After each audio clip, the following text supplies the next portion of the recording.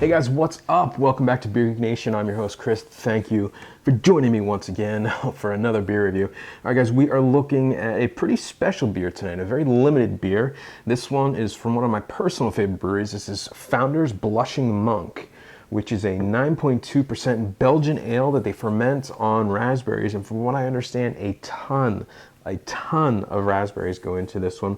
This beer was previously produced in 2007. That was the last time. It was released in the 750 milliliter bottles, which is the first beer I've ever seen from Founders in a 750. People were clamoring for it, so they said, hey, we're gonna release it as part of their, I believe it's called the Backstage Series. This is the first one. It is a very limited release, like I said. So without further ado, let me get into a glass, let you know how it smells, tastes, and give you the verdict on Founders Blushing Monk. All right guys, so the appearance on the Founders Blushing Monk, it's an absolutely beautiful beer. Dark ruby red colors in there. There's a nice, I want to call it pink bubblegum head, about 2 fingers worth of tight white bubbles on there. Darker hints of darker shades of like a blood red where the light actually hits the glass. Really nice lacing. Decent alcohol legs on this one, definitely present.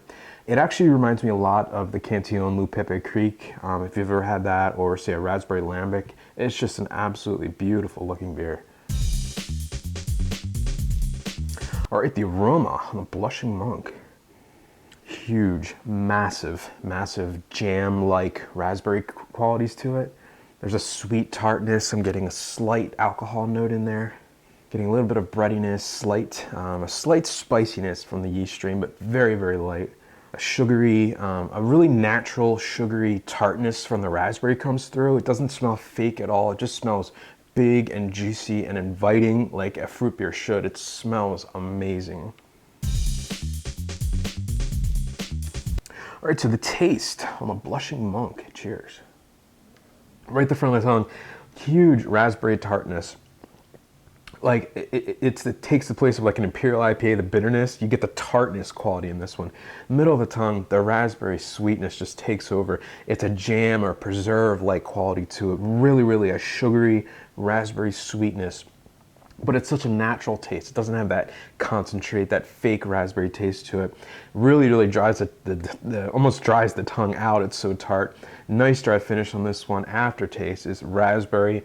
I'm getting a slight breadiness. I get a slight, ever so slight Belgian quality to it.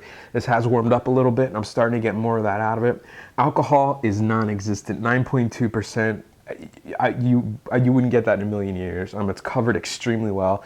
The raspberries really shine through in this one, but not overly so like in a sour or a lambic. They really blend nicely with the Belgian beer to kind of counter each other and balance each other out. There's a nice sweetness, but it's not overly sweet. There's a nice tartness, but it's not overly tart. It's just a really nice drinking beer. All right, so the final verdict on the Founders Blushing Monk, 9.2%. I gotta give this one an A. I was skeptical about this one. The Founders Cerise, which is their cherry beer, I actually really liked. I thought it was a ballsy fruit beer. This is the same. They've done it so well. They took a really solid Belgian ale and then they just fermented the hell out of it with raspberries, and you get so much of that natural raspberry flavor. You get the tartness, you get the preserve-like sweetness, the sugary sweetness. You get a nice dry finish on it, and it's never too much. It's easy to drink at the same time. It's definitely a sipper. The best fruit beer I've ever had. So with that said, guys, definitely if you can get it, trade for it or buy it. This is Blushing Monk from Founders Brewing, getting an A from me. Remember folks, life is too short.